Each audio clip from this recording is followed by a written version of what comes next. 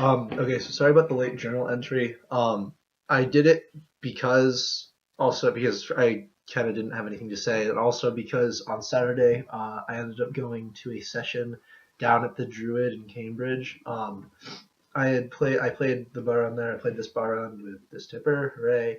I was the only Bodhranist there this time, unlike last time where I was in Dorchester at Gerard Adams pub where I was the other Bodhran member and a Bodhran player, so I kind of sat out. Whereas this one, I played pretty much every tune because they never really played any waltzes or like slow tunes.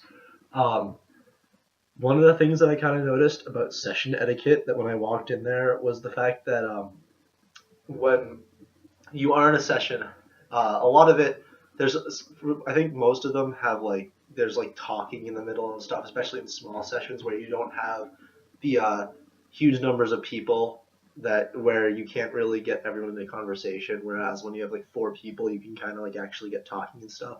And since I'm not a very good small talker, I kind of felt like um, I wasn't really doing as much as I could be. I think that's part of the session though, is that a lot of it is like small talk, conversation, questions. Um, I ended up meeting at both Gerard Adams's pub and the Druid. I met first of all, there's a guy called Dan who actually studied under my fiddle teacher Laurel Martin at BC. And then I also met a guy called Sean who also knows Laurel Martin at the Druid. So I I think connections are kind of a big thing here because when I was actually talking to Matt Heaton, he had ended up telling me to kind of throw names around when you walk in, especially since you're a Bodhran player. You don't really have a whole lot of if you haven't already played, you don't have a whole lot going for you, especially if, like me, where you've only been playing for a couple of months. You kind of get the feeling that people don't really want you there until you play. And then one of the things was I got in there and it was kind of like, oh shit, he has a Bodhran and he has it covered in. He doesn't even have a case. He has it covered in this because I want to protect it. But I don't have a case yet. I'm gonna buy one before college. But that was what I was using, and it kind of looks bad. I can understand why it would look bad. Um, yeah, so that's kind of the apprehensive type of attitude that people have towards Bodhran players can kind of be solved through the fact that you can play, you can throw names around, you can kind of tell them what other experience you have. Like I've had 3 years on fiddle, 7 years of percussion. I kind of bridge the gap with the Bodhran, so I'm in better standing than other people who play it because they haven't played other instruments, so they only played one or the other, like percussion or fiddle, or neither played like piano or something, picked it up because they wanted to join, and so they don't really have as much experience with both Irish music and percussion, whereas I kind of have the best of both worlds, and this is the one that bridges the gap, which is actually kind of really cool that I can pick this up and not have as much trouble as I think other people do. Um, One of the things that I noticed at the session is that I kind of need to be able to branch out from what I normally play. And so for most of the session, I was actually kind of like, I played a couple of the same rhythms, and then I started like improvising just completely. Like normally when you play like a jig rhythm, what I do in like 99% of the time is I kind of do if you have one triplet and one TL, I play on the one and the L, so and I just accent. So if you ended up hearing it, it would be.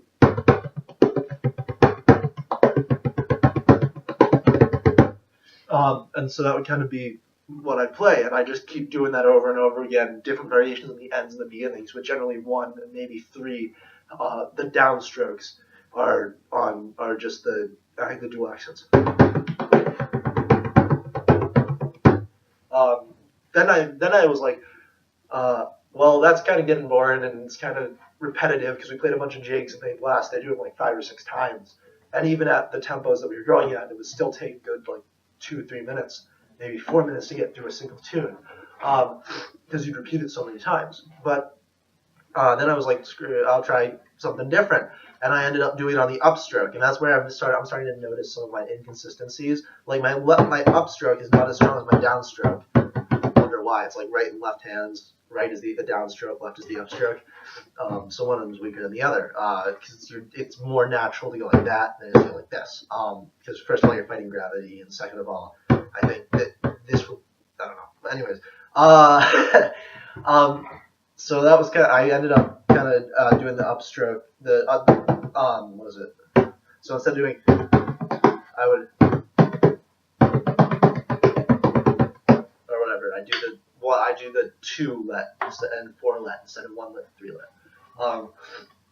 What else? One thing is I like kind of splitting stuff because I've recently become a bass drummer in 7th Regiment, so I kind of am learning to split more because I haven't played that as much. I haven't played bass drum very often, and this was kind of like a new thing for me as well. So what I've been practicing at school with normal percussion. I've been practicing splits. So like one person would play 1, 2, 3, 4, and the other person would play the end of each beat. So you get like 1 and 2 and 3 and 4 and 1, but it would be 2 different people playing different beats and then fit together.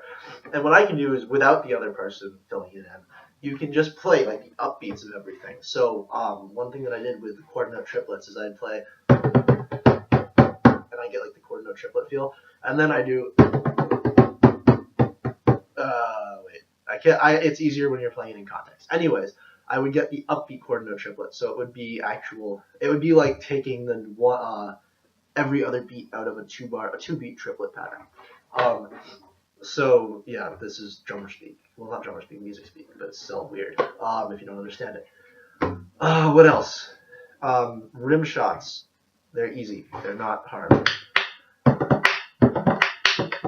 One of the things that I like to do is I get in that last pattern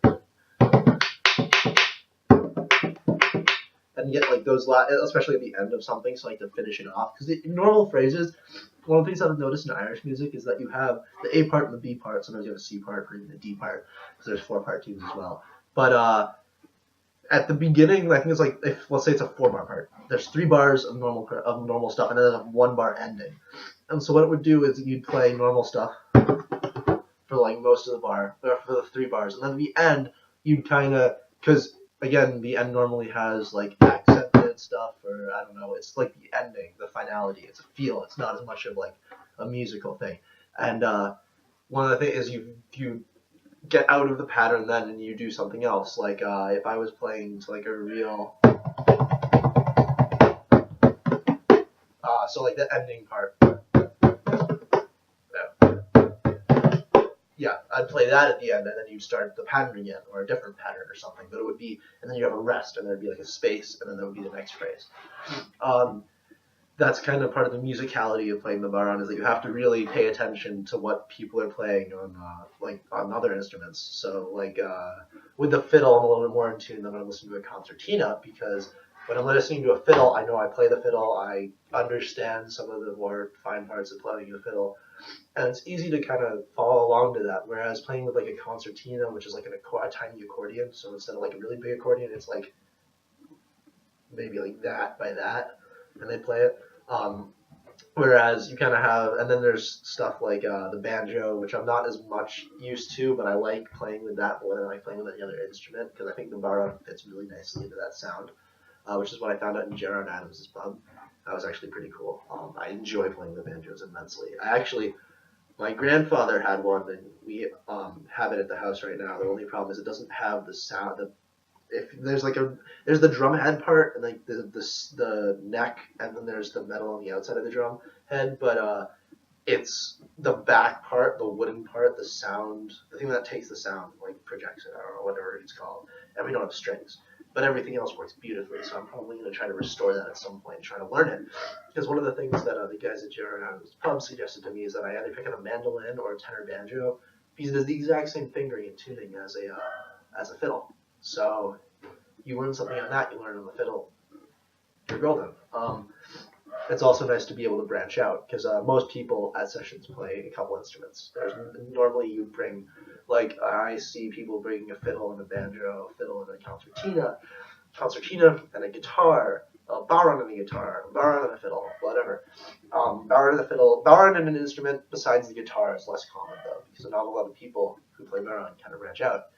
Anyways, yeah, I have a really bad, it's pollen and stuff, it's nice and fun. But anyways, that's kind of what I've learned in a nutshell. There's a lot more, but it's running like, 9 minutes and 50 seconds now, something like that.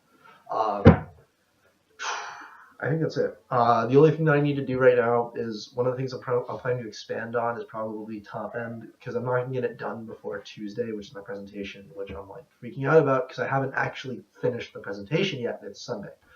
But I know exactly what I'm putting into the presentation and how I'm going to do it, so that's nice. That's what I'm doing after this, and then I think I have, yeah. So that should be done by tomorrow at the latest. Um, I think that's it. Yeah, and then the other thing I noticed that this is pretty much useless. This timper is like on this special on the big drum it's nice, but the big drum's kind of crappy. So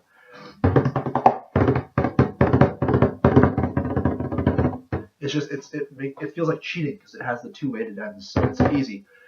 Whereas this one, it's all your wrist that controls it because it's not weighted at all. It's just a stick.